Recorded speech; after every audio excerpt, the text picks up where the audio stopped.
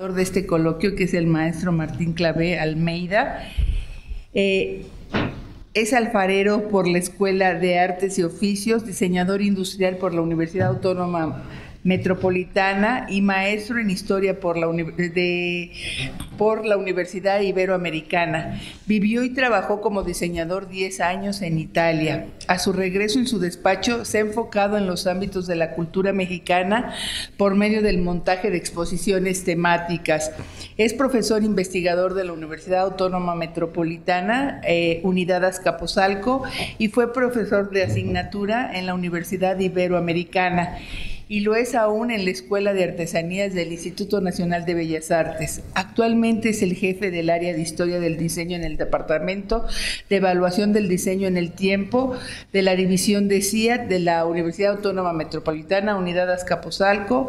Es autor de numerosos artículos, libros de coautoría y uno propio, y además es el que nos impulsa para que participemos en este coloquio. Ya llevamos en el 8º coloquio. Bueno, pues le damos la palabra al maestro Martín Clavé Almeida.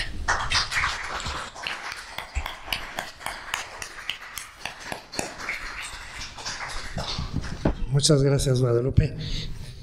Bueno, pues yo tengo un tema que presentarles. Durante todos estos 4 días que ha durado este 8º coloquio interinstitucional de historia y diseño, hablamos, todo el mundo habló más o menos del libro, ¿no? El libro como fruto y ahora, Sandra acaba de hablar de otros frutos que puede dar la impresión, ¿no? Aunque ya es otro sistema, etcétera. Todo está basado en la imprenta, ¿no? De todos, sin embargo, poco se ha hablado sobre los antecedentes del libro y sobre todo, de los antecedentes y el desarrollo, digamos, en el tiempo del libro, ¿no? Y eso es lo que a mí me toca. Reza el adagio latino que dice natura non fecit saltus. ¿Qué quiere decir eso? La naturaleza no da brincos, ¿no? Es decir, nada surge de la nada. Efectivamente, por ejemplo, aquí lo acabamos de ver con la presentación de la maestra Sandra Rodríguez. Las cosas llevan años en experimentación, ¿no? Por ejemplo, ahora que hablamos de la impresión de partes de cuerpo, de partes de órganos o lo que sea, pues eso no salió así de repente, ¿no? Es decir, todo tiene antecedentes, todo tiene un pasado, digamos, ¿no? Una genealogía, llamo yo. Entonces, pues vamos un poco a ver la genealogía de los libros, ¿no? De la impresión o de la imprenta. Por eso la naturaleza no da brincos. A ver aquí cómo funciona. Entonces, lo primero que tenemos que ver es el antecedente principal, que es la escritura, ¿no? Antes que la escritura está naturalmente la verbalización, ¿no? Es decir, primero el hombre se comunica, ¿no? A través de la palabra, y después aparece la escritura. Entonces, hablando únicamente de la escritura, sin mencionar el pensamiento previo ni la oralidad, nos tendremos que remontar a solo unos 5,000 años, con la aparición del papiro, una suerte de papel fabricado por los egipcios hacia el año 3000 a.C. Se cree que los jeroglíficos, una combinación de ideogramas fonéticos, comenzaron a utilizarse alrededor de 3300 años antes de Cristo.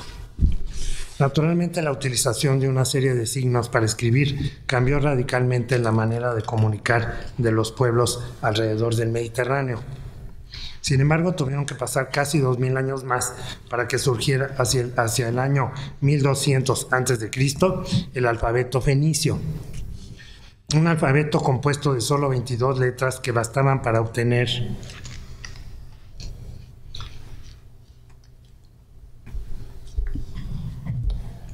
los sonidos necesarios para articular el lenguaje y poderlo plasmar en algún soporte. El fenicio se escribía de derecha a izquierda.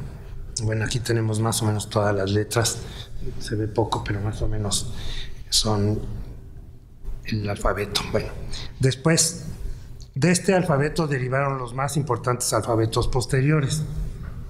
el arameo, que dio pie al árabe y al hebreo, el etrusco y el griego, que fue el precursor del latino, el cirílico y el copto. Aquí tenemos, bueno, el fenicio, y ese dio pie para el alfabeto latino, que es el que nosotros usamos, ¿no? Vean cómo se fue desarrollando las letras en el tiempo hasta que es, digamos, como ya las conocemos hoy. Con la aparición de los alfabetos fonéticos derivados del fenicio, se simplificó enormemente no solo la escritura, sino también la lectura, pues resultó más fácil memorizar las letras y por ende la comprensión de los escritos grabados en piedras. Aquí, por ejemplo, no sé si se acordarán, es el papiro, y estos son lo que llaman escritura cuneiforme, porque casi se hacía como con las uñas a la mano izquierda. Y luego tenemos a la mano derecha la famosa piedra Rosetta. No sé si alguien sabe lo que es la piedra Rosetta. Es una piedra que trajo Napoleón de Egipto, y bueno, nadie entendía qué era. Finalmente un señor francés que se llamaba Champollion descubrió, porque como está escrito en 3 idiomas, logró entender los 2 primeros, y entonces, entendiendo los 2 primeros, entendió el de abajo, que son los, ¿cómo se llaman? Los jeroglíficos egipcios. Luego esa piedra, como había pleitos entre Inglaterra y Francia, Francia se la robó primero y luego los ingleses se la agandallaron ellos, y ahorita está en el Museo Británico, piedra Rosetta. Bueno, entonces está aquí, como ven, aquí hay algunos jeroglíficos, ¿no? Y esos que los logró Champollion descifrar. Bueno, entonces, el papiro escriturario se preparaba con fibras de la planta de papiro. Es una planta muy común en Egipto. Se encolaban, y ese papel solo se utilizaba por un lado, pues el reverso era rugoso. Su uso hizo posible la alfabetización de las gentes, especialmente entre los romanos. Sabemos que en la ciudad eterna había abundantes bibliotecas. La más importante biblioteca de la antigüedad fue la Biblioteca de Alejandría. Alejandría es una ciudad en Egipto, fundada en el siglo III a.C. por Ptolomeo I Sóter y ampliada por su hijo Ptolomeo II Filadelfo. Biblioteca que llegó a albergar alrededor de 900,000 manuscritos. La gente era muy lectora, los romanos eran muy lectores, y como les digo, pues había vaina producción, digamos, ¿no? La Biblia, tal y como la conocemos hoy, fue recopilada por primera vez en la historia de este siglo, cuando en 70 sabios judíos fueron invitados por el rey Ptolomeo II Filadelfo a acudir a Alejandría para aportar a la famosa biblioteca la historia del pueblo de Israel. Se trata de lo que hoy llamamos el Antiguo Testamento. La importancia que tomó la escritura, sobre todo en el ámbito legal, como prueba de verdad, hizo que se buscaran soportes más duraderos que el papiro, material muy delicado y friable. Bueno, estos son una representación de Ptolomeo II Filadelfo y los 70 sabios judíos que fueron los que redactaron la Biblia. Bueno, esto es un papiro, como ven, pues no dura mucho, es friable y se deshace, ¿no? Entonces aparecieron entonces, a partir del siglo IV, el cristianismo llega al poder y poco a poco prohíbe, censura y destruye buena parte de la cultura clásica. En el siglo V se desmembrará en Occidente el Imperio Romano, entrando así de lleno al medievo y al analfabetismo. Desde entonces se comienzan a utilizar membranas de origen animal, llamadas en castellano vitelas, nombre de origen latín para referirse a los animales jóvenes como becerros, cabras, y para los libros más finos inclusive se utilizaron pieles de ovejas no nacidas. Entonces aquí tenemos pieles de ternera, que son las que se usaban luego para hacer los impresos. Bueno, entonces durante siglos se sacrificaron miles de animales para utilizar sus pieles como soportes de la escritura. Una de las bibliotecas que más requería de materiales escritos se encontraba en la ciudad de Pérgamo, en Asia Menor, es decir, hoy la actual Turquía, de donde le viene el nombre de pergamino a las vitelas o códices membranáceos. Eso porque Pérgamo, pues en esa ciudad, y entonces empezaron a decir pergaminos, ¿no? Por eso se llaman pergaminos. Aquí tenemos un ejemplo de un pergamino. Estos pergaminos eran generalmente muchísimas cuestiones de tipo legal, es decir, donaciones, compras, ventas, concesiones, títulos nobiliarios, etcétera. Que generalmente, como pueden ver abajo, aquí. Martín, aquí tengo si quieres. Ah, sí, gracias. Es el de arriba. El de aquí. Sí, sí. Esto, por ejemplo, son sellos, ¿no?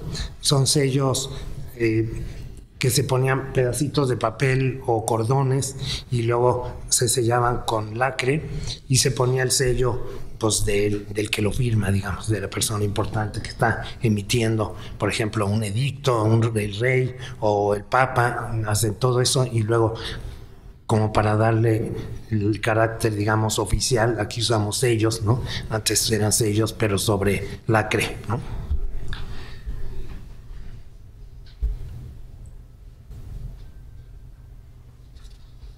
Bueno, entonces ya dijimos de Asia Menor, en Turquía, en Pérgamo, que se usaban los pergaminos o códices membranáceos, de membrana, digamos.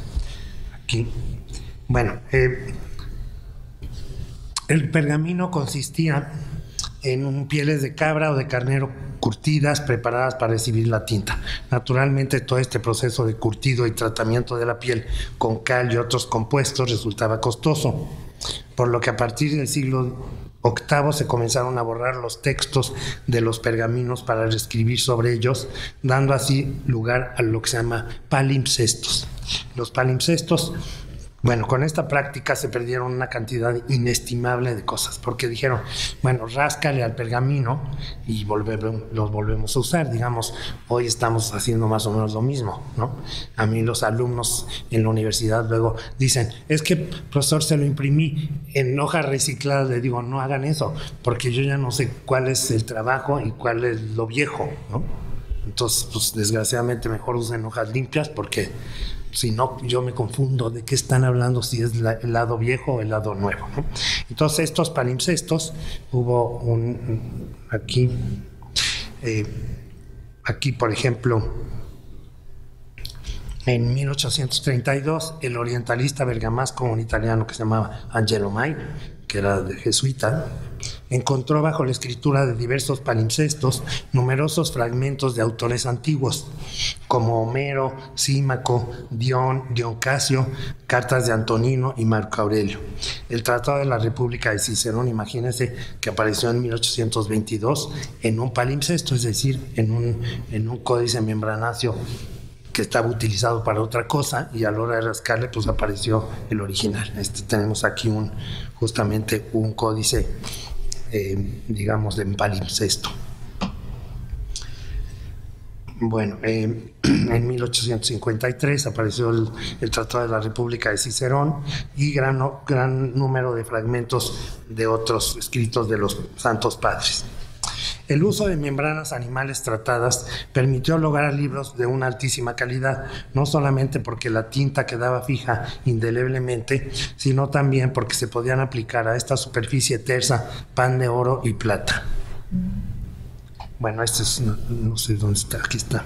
Bueno, aquí tenemos un códice miniado, es decir, pues iluminado, ilustrado, ¿no? Con pan de oro y con, naturalmente, tintas de colores, ¿no?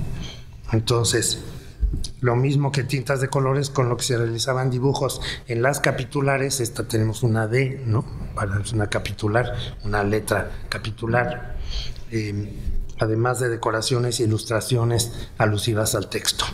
Todos estos libros miniados los hacían copistas o amanuenses, ¿no?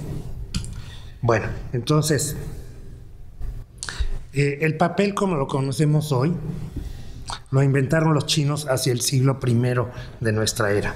Se considera unánimemente que el primer proceso de fabricación del papel fue desarrollado por el eunuco Tsai Lun, consejero del emperador He de la dinastía Han Oriental, quien descubrió que moliendo plantas leñosas y remojando sus fibras en agua se obtenía una pulpa. la prensó, la secó y obtuvo así hojas de papel. Desde entonces se fabricaba papel a partir de los residuos de la seda, la paja de arroz, el cáñamo e incluso del algodón. Durante unos 500 años el arte de la fabricación del papel estuvo limitado a China. En el año 610 se introdujo en Japón y alrededor del año 710 en Asia Central. Bueno, aquí hay que hacer solamente voy a mencionar que en México tenemos papel también desde hace más o menos, desde el año más o menos 200 después de Cristo. O sea, ya en Mesoamérica se hacía papel. En Europa no se conocía, pero aquí se hacía papel de amate.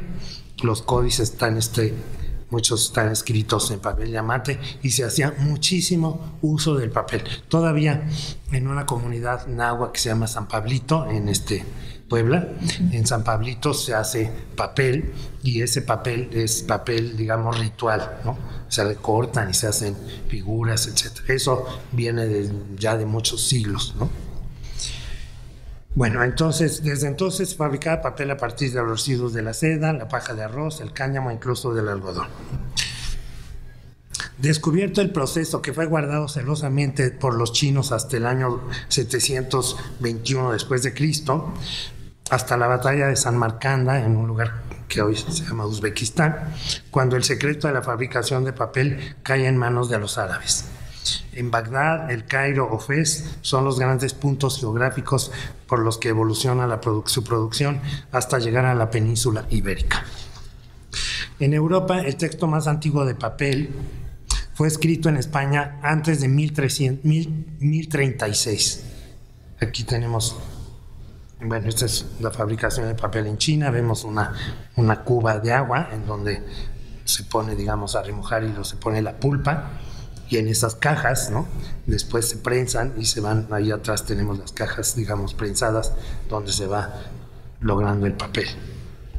El primer manuscrito, digamos, escrito, porque es manuscrito precisamente, en papel árabe, es anterior a 1036 y se llama Breviarum y Misale Mustarabicum. Esto es en el monasterio que está de moda hoy, porque en el monasterio ¿cómo se llama? Donde están los cantores, donde se hizo el canto gregoriano, de Silos, ¿no? Bueno, entonces aquí tenemos una fábrica de papel ya en Europa. Bueno, Játiva, aquí está, bueno, Santo Domingo de Santo Domingo de Silos en Burgos, es donde se escribió ese manuscrito en papel, primer papel. Pero ese papel no era todavía español, era un papel traído, digamos, por los árabes en 1036. Játiva o Chátiva fue la puerta a través de la cual el papel se introdujo en Europa. Játiva es una ciudad cerca, bueno, yo casi diría casi pueblo todavía. Játiva es una ciudad pequeña que está muy cerquita de Valencia, en España. Entonces se llegó a fabricar en un molino en la floreciente Játiva musulmana en el año 1144. Después de Játiva, dentro de la misma España, Valencia y Toledo se sumaron a su fabricación. En Italia hay documentos que atestiguan su existencia en 1145, Alemania llegó en 1320, o sea, ya muy tarde, a Gran Bretaña en 1494. Entonces, también en Italia se volvieron famosísimos y hasta la fecha yo creo que es la papelera más famosa en un pueblo que se llama Fabriano. Todavía el papel fabriano es muy famoso y tiene continuidad desde el siglo XIII, ¿no? Del siglo XIII que se empezó a impulsar la producción de papel. Los primeros papeles en Europa, y esto hasta el siglo XIX, se fabricaban moliendo con agua los trapos viejos de lino y cáñamo, obteniendo así una pasta húmeda que se depositaba en unas rejillas de alambre para formar una capa delgada que luego se prensaba para eliminar el agua, quedando así una hoja de material sumamente resistente. Por extraño y divertido que suene, fue el uso generalizado de la camisa de hombre en España en el siglo XV, lo que permitió que hubiera suficientes trapos o camisas viejas disponibles para fabricar el papel a precios más o menos económicos, gracias a lo cual la invención de la imprenta permitió que, unida a la producción de papel a precios razonables, surgiera el libro, no como una curiosidad, sino como un producto de precio accesible. Bueno, es el uso de la camisa. Aquí también es divertido porque los europeos no son pueblos muy limpios y aquí vemos lo que hacen es, como no los se lavan, como aquí que tenemos la manía de bañarnos diarios, se bañan una vez cada 15 días, si es que lo hacen, ¿no? Algunos ni siquiera se bañan, nada más se tallan los franceses con un trapito, ¿no? Entonces todo eso, pues esos trapos viejos terminan siempre, digamos, para hacer papel, ¿no? También esos trapos viejos, como no se usaba el jabón, ¿no? Y se manchan y se ensucian, luego se inventan lo que se llaman las tintorerías. La palabra tintorería viene de tinta, ¿no? En España todavía dicen, voy a mandar al tinte, ¿no? Y pues es la tintorería. Y es porque pues, están tan sucias que pues, necesitan pintarlas para que, digamos, para ocultar la mugre, ¿no? Entonces, más que lavar, pintaban, ¿no? Imagínense los lamparones de mugre o de grasa, etcétera. Entonces, pues solamente pintando de nuevo, pues se puede rescatar algo, ¿no? Bueno, entonces, en los años anteriores, los libros eran difundidos a través de las copias manuscritas realizadas por copistas. Ya vimos a un copista.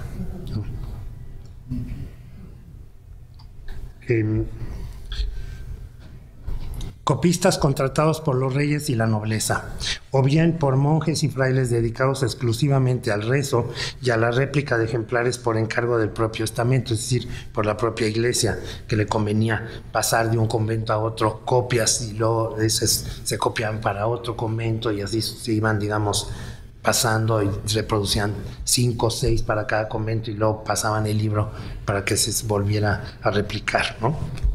Entonces, a pesar de lo que se cree, no todos los monjes y copistas sabían leer y escribir. Realizaban la función de transcriptores, imitadores de signos que en muchas ocasiones no entendían, lo cual era fundamental para copiar libros prohibidos que hablasen de medicina interna, de sexo o bien de materias que se consideraban heréticas o peligrosas para la mayoría. A estos copistas se les denominó amanuenses. Aquí está el nombre, porque escribían a mano, ¿no? Por eso son libros a mano o de frutos de amanuenses. Bueno, los primeros libros impresos que se hicieron fueron hechos mediante la técnica de la xilografía. Xilografía viene del griego xilos, que quiere decir madera, y grafos, pues, digamos, sí, texto, digamos, ¿no? Entonces se hacían grabados en madera y no pasaban de 50 hojas, ¿no? Se hicieron, esta técnica fue inventada en China en el siglo II a.C. Consiste en grabar en una plancha de madera las partes que se van a quedar en blanco, es decir, letras o figuras, y una vez grabada la madera se entinta y se aplica directamente sobre el papel. Esos fueron los primeros libros. Aquí tenemos unos ejemplos. Uno, la Biblia Pauperum, ese nombre se lo pusieron después, digamos, Biblia para los pobres, pero no era para nada para los pobres, porque una impresión xilográfica era carísima. O sea, les pusieron ya en el siglo XVIII que habían hecho, como era una Biblia muy pequeña, dijeron, bueno, pues es una Biblia para los pobres, pero de pobres, los pobres no se lo hubieran podido permitir en 1430, ¿no? El otro es Espejo para la humana salvación, ¿no? Y también es un texto, digamos, grabado y después impreso, ¿no? Cuando se inventó la imprenta ya esos libros dejaron de hacerse. Bueno, la xilografía no aparece en Europa hasta aproximadamente el año de 1430. Los primeros libros impresos con esta técnica se realizaron en Alemania. Tenemos aquí la Biblia Pauperum, que está considerada como el primer libro xilográfico europeo. Otros libros xilográficos importantes fueron el Speculum Humana Salvatione, el Ars Moriendi de Donato, el Decálogo o el Cantar de los Cantares de la propia Biblia. El libro xilográfico raramente superaba las 50 páginas y se imprimía por una sola cara, pero las hojas se pegaban entre sí por la cara blanca de manera que parecían impreso por las dos caras del papel. A mediados del siglo XV, con la aparición de la imprenta, el libro xilográfico dejó de existir. La segunda revolución tecnológica en Europa con relación a la escritura y el libro se dio precisamente con la invención de la imprenta en 1449 por Johannes Heinrich Gutenberg, nacido en Maguncia, digamos 1398. No se sabe si 1398 o 1400, y se murió en 1468. Por cierto, pobre y miserable. Seguramente él se inspiró para la formación de los tipos móviles en la técnica de la xilografía. Bueno, Gutenberg ideó, no tengo aquí ni a Gutenberg ni nada, pero bueno, Gutenberg ideó los tipos móviles de plomo y adaptó una prensa de uvas. Ustedes saben que para cuando se hacen demasiados litros de vino, pues hay en el lagar, etcétera, hay unas prensas muy grandes para prensar las uvas, y entonces aprovechó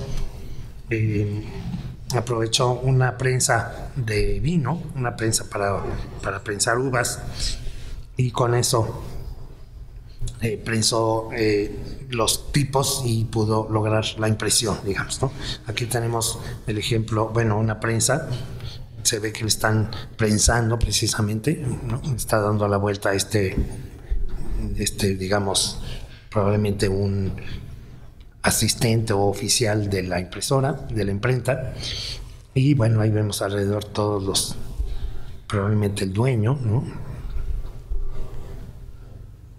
El impresor importante, luego pues los oficiales y probablemente aprendices. Este puede ser un aprendiz de los gremios de los impresores. Bueno, entonces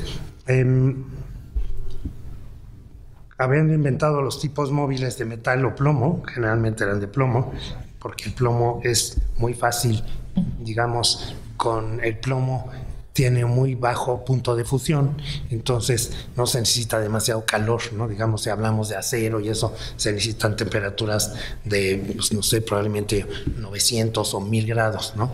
En el caso del plomo, con 400 tantos grados ya se obtiene la fundición del plomo, y con eso empezó a hacer sus tipos, ¿no? Así se llaman, tipos. Bueno, entonces con estos plomo que contienen los signos a imprimir pueden combinarse entre sí para formar palabras y frases, y que además pueden usarse muchas veces, ¿no? Bueno, sí se van desgastando porque el plomo también es más o menos blando, pero bueno, sí logran bastantes impresiones y se pueden recuperar para hacer otros libros. En 1449, Gutenberg publicó el Misal de Constanza, primer libro tipográfico del mundo. Es este. Ese es el Misal de Constanza, es el primer libro en absoluto que salió de las prensas. Observen que está escrito con caracteres, digamos, con una tipografía gótica, ¿no? La imprenta se propaga por toda Europa, llegando a Estrasburgo en 1460, a Colonia en 1466 y a Venecia en 1649. Esta ciudad se convirtió en un importantísimo centro de impresión con casi 150 talleres. A Francia llegó en el año de 1470 por iniciativa de unos profesores de la Sorbona, que llamaron a 3 impresores alemanes para que instalaran un taller en la universidad. En Inglaterra se establece William Caxton en Westminster hacia 1479. A Budapest en Hungría llegó en 1473, a Viena llegó en 1482 y a Copenhague en 1493. En España se estableció posiblemente en el año de 1472. Y bueno, aquí enfrente tenemos la primera imprenta de América, pero claro, se estableció en 1539.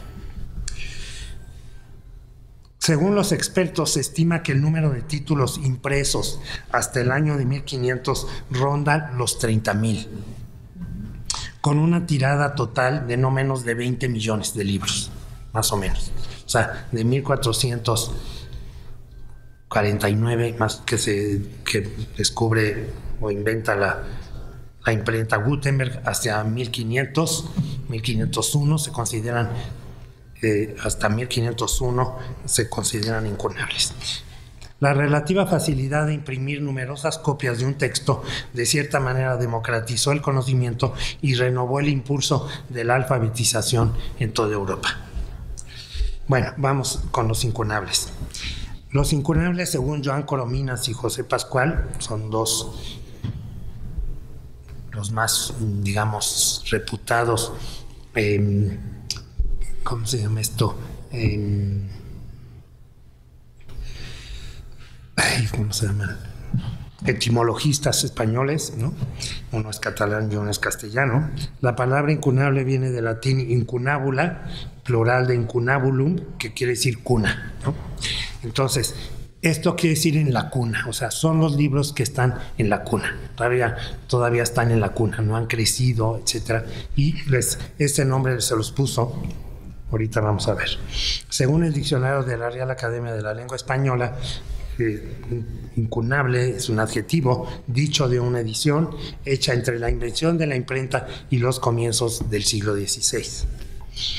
Diremos entonces que los incunables son los primeros libros impresos con tipos móviles metálicos realizados entre los años de 1450 y el Domingo de Pascua de 1501. ¿Por qué digo Domingo de Pascua? Porque en esa época el año comenzaba en ese día, el Domingo de Pascua de 1501. El término incunable proviene del latín incunabula, ya lo dije, cuyo significado es la de cuna, aunque también son conocidos como paleotipos. Del griego palatios, que significa antiguo, y tipos, que son antiguos. Los incunables representan el momento histórico en que los libros se hallaban en sus orígenes. Esto es cuando apenas comenzaba el uso tecnológico de la impresión. Al inicio, los incunables carecían de portada e iniciaban directamente con el contenido de la obra. Sin embargo, esto fue prontamente subsanado con planchas xilográficas, es decir, de madera, alusivas a escudos nobiliarios, ilustraciones y letras capitulares que sustituirán el sistema manual de orlar y titular el libro. Al carecer de una portada donde se dieran los datos básicos del libro, se colocaba el colofón para hacer mención del nombre del autor, lugar y fecha de impresión, al igual que el nombre del impresor. La encuadernación, por otra parte, era tanto en pergamino como en madera forrada de piel, y en algunos casos el incunable se adornaba con encierres frontales de metal o cuero para impedir la deformación del libro. El término incunable fue empleado por primera vez por el librero holandés Cornelio van Beugen en un repertorio que tituló Incunabula Tipografia, publicado en Ámsterdam en 1688. Bueno, las características de los incunables son que primero son en gran formato, se llama folio porque naturalmente desde muy tiempo atrás, sobre todo con el papel, se empezaron a, digamos, reglamentar, ¿no? Se empezó a reglamentar el tamaño, ¿no? Y entonces lo que llamamos folio es pues un folio, una hoja carta, digamos, un folio. Claro que los folios ingleses difieren de los otros folios, etcétera, pero más o menos estamos hablando de un tamaño carta, ¿no? Que eso es lo que significa folio, hoja, ¿no? Entonces eran más o menos de gran formato, es decir, en folio. carecen de portada, en su lugar se insertaba el título en gran tamaño o acompañado de un grabado. En el colofón quiere decir en el culo, digamos, en la parte de abajo, en la parte final, por eso se llama culo, ¿no? Colofón. Se colocaban los datos de impresión, el impresor, el lugar y la fecha. Las ilustraciones se dejaban espacios en blancos para iniciales, orlas o epígrafes que luego rellenaban, en algunos casos rellenaban los ilustradores, en algunos solamente se utilizaron las capitulares que ya se ponían junto con las otras letras, ¿no? Están foliados pero no paginados. Faltan los signos de puntuación. Hay uso exagerado de abreviaturas, falta la división del texto, ya que no solía haber capítulos. Se utiliza la letra gótica para los libros religiosos y la letra romana para los clásicos. Se crean en papel, aunque existieron ejemplares en pergamino. Se protegían con tapas de madera revestidas de piel o tejidos valiosos y adornados con ornamentos de hierro. Bueno, eso es más o menos la descripción de cualquier incunable, digamos, como les digo, que se publicaron entre la invención de la imprenta y el año 1501. Bueno, ahora voy a hablar de los dos incunables que están aquí en la que están en la biblioteca claveriana. Bueno, ahorita voy a hablar de uno, pero el primero que voy a mencionar está basado en este códice manuscrito del siglo XIII. Es decir, este libro lo escribieron en el siglo, más o menos en 1220 o algo así, y esa es la base, digamos, del que salió después la impresión digamos, en imprenta, ¿no? Ya en modo impreso, pues, ¿no? El primero estuvo así, es un códice que está en España, y después fue copiado y transcrito, pues, y de pasar de ser manuscrito pasó a ser impreso. Entonces aquí tenemos la primera página, la última. Como pueden ver, aquí está el título, Diógenes Laertius, de Vitae Moribus Philosophorum, es decir, de la vida y, digamos, costumbres o cosas, costumbres, actitudes, etcétera, de los filósofos. Entonces, aquí tenemos el colofón, esa es la primera y la última. Siempre la última, en el caso de la mayoría de los incunables, tenemos aquí, lo pueden ver abajo, tenemos aquí, dice impresum fuit, es decir, fue impreso en Venecia, ¿no? En la prensa del noble hombre, nobilis viri, noble hombre, Octaviano Scotti, ¿no? Es el apellido, ciudadano de Módena, en el año 1000. Fíjense cómo hay esos errores, era muy común poner los números romanos, se deben de poner hasta 3 Cs, ¿no? Y ellos ponen a veces hasta 4. Y también pasa con digamos, con el número 1. También a veces lo ponen más de 3 veces, ¿no? La regla dice que no se debe de poner más de 3. Pero bueno, aquí no había muchas reglas. Ya lo mencioné, tampoco había signos de puntuación. La ortografía era, pues, la que cada quien se le ocurría, etcétera, ¿no?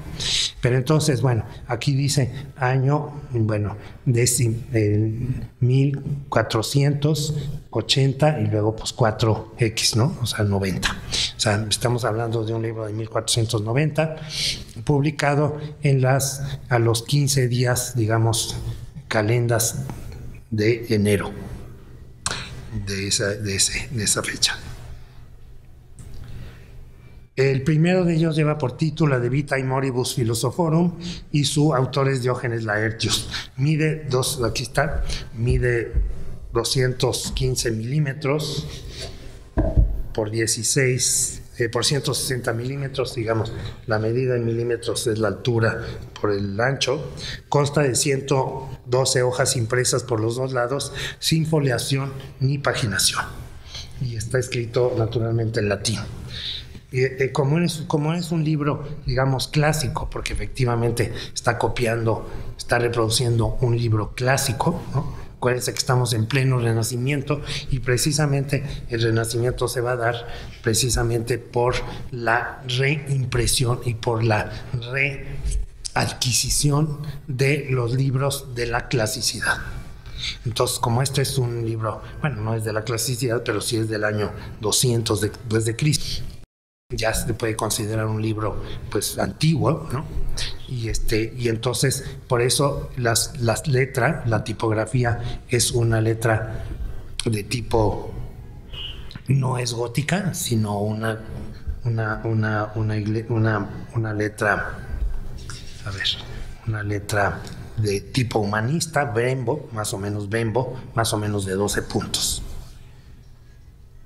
Bueno, entonces ya he mencionado que generalmente los inclunables no tenían portada y que en cambio al final en el colofón se asienta que fue impreso en Venecia en la prensa del noble hombre Ottaviano Scotto, ciudadano de Módena, en 1490, 15ª calenda de enero. Bueno, está el título y contenido de la obra. La vida y opiniones es el título, La vida y opiniones de los filósofos. Trata de las biografías de los más importantes filósofos griegos de la antigüedad. El libro está escrito en latín y el impresor utilizó una tipografía de tipo humanista bembo de 12 puntos. El texto antecesor se encuentra manuscrito, ya lo vimos, es del siglo XII, luego aparece la edición actual de 1490. Entonces, aquí vamos a ver en la siguiente, esta es el índice, digamos, en la segunda hoja ya tenemos el índice y aquí vamos a encontrar a todos estos filósofos griegos de los que va a hablar. Fíjense, tenemos ahí a Tales, tenemos a Solón, tenemos... bueno, los más conocidos, digamos, ¿no? Afimés, y luego tenemos a Anaximandro, Anaxágoras, Sócrates, tenemos Genofón, o sea, todos estos en diferentes capítulos va a hablar sobre todos estos filósofos y va a terminar con el último que es Epicurio, ¿no? Entonces todo esto dice libro primo, primer libro, y menciona todos los que va a hablar del primo, los que se mencionan en el libro primero, y en el libro segundo, aquí están todos los que de los cuales van a hablar hasta Sócrates también. Después vamos a ver el libro tercero. Hasta aquí es el libro segundo, libro tercero, Platón, luego el libro cuarto, casi el libro tercero solo está dedicado a Platón, luego el libro cuarto ya es a otros, ¿no? Y luego libro quinto, libro sexto, libro séptimo, libro octavo, libro noveno y libro décimo. El libro décimo solo lo va a dedicar a la biografía de Epicurio. Entonces, bueno, aquí tenemos el libro, aquí hice algunos para un acercamiento, digamos, para que vean el tipo de letra, no es gótica, a diferencia de, vamos a ver si logramos, aquí vean el manual de Constanza, misal de Constanza, eso sí está en gótico, es mucho más complicado leer en gótico que en el caso de las humanísticas, como es este, aquí se lee bastante claro, ¿no? Es un libro muy claro para su lectura. Bueno, por supuesto hay que hablar latín, pero la lectura se facilita porque es una tipografía bastante clara, digamos, ¿no? Bueno, entonces, Diógenes Laertius, bueno, el libro antecesor se encuentra manuscrito, ya vimos, luego aparece la edición actual, es la primera edición, digamos, en el libro, ¿no? Bajo ya impresa, y después le seguirán muchas ediciones. En Lyon, en la ciudad de Lyon, en Francia, ya aparece en 1541, ya en el siglo, digamos, ya en el siglo X y en el siglo XVI, 1541, 1546, 1556, 59, 1592 y siguen, digamos, algunas publicaciones. La vida del autor. Diógenes Laertius fue un biógrafo griego del tercer siglo después de Cristo. Prácticamente no se sabe nada de su vida, excepto por su obra manuscrita y sucesivamente publicada muy abundantemente. La importancia de esta publicación, muy consultada a partir del siglo XV, estriba en que el autor narra las biografías de los filósofos griegos más importantes de la antigüedad. Digamos, es un libro uno puede criticar que sí o no, pero es el único que subsiste, digamos, hasta la fecha, con información de los filósofos griegos. Por eso es tan consultado por todo el mundo, ¿no? Hay muchísimas menciones de todos los filósofos, inclusive contemporáneos, ¿no? Que hablan sobre Laertes, porque pues, es la fuente original, ¿no? Bueno, el segundo incunable es diferente. Bueno, estos son las otras impresiones. Vean, estos ya son del siglo XVI. Tenemos aquí Diógenes Laertios, Vidae Moribus Philosophorum, y que dice ya aquí con un índice, digamos, de materia, digamos, y ya fue impreso en Lugduni, que quiere decir la ciudad de Lyon, todavía en latín, Lugduni, realmente el Lyon, 1541. Y aquí también aparecen el índice, digamos, quiénes son los primeros, etc. Y luego vendrán otras, también este es otro, ya es de 1541 también, pero ya no es por el otro, sino por el hijo, ¿no? El papá se llamaba, vamos a ver, Sebastián Griffe, y este ya es el hijo, que es Antonio Grifium, en León 1541, ¿no? También vemos aquí, evidentemente, Grifón era el apellido, pues lo utilizaron aquí como su logotipo, ¿no? Un grifón. Y bueno, tenemos otras, aquí es el autor, por supuesto son reconstrucciones, digamos, supuestas, ¿no? Esto nadie lo vio. Este es un grabado del siglo XIV, XV, y esta es una escultura donde se supone que es él, ¿no? En el segundo, el segundo incunable que está aquí es este. Este segundo incunable es de mucho menor importancia e interés. Es un pleito, digamos, de un fraile, ¿no? Que se llama Corradus, Eusebio Corradi, un fraile de Milán, Mediolanensis, porque Mediolanum es en latín la ciudad de Milán. Entonces Eusebio Corradi de Milán era un fraile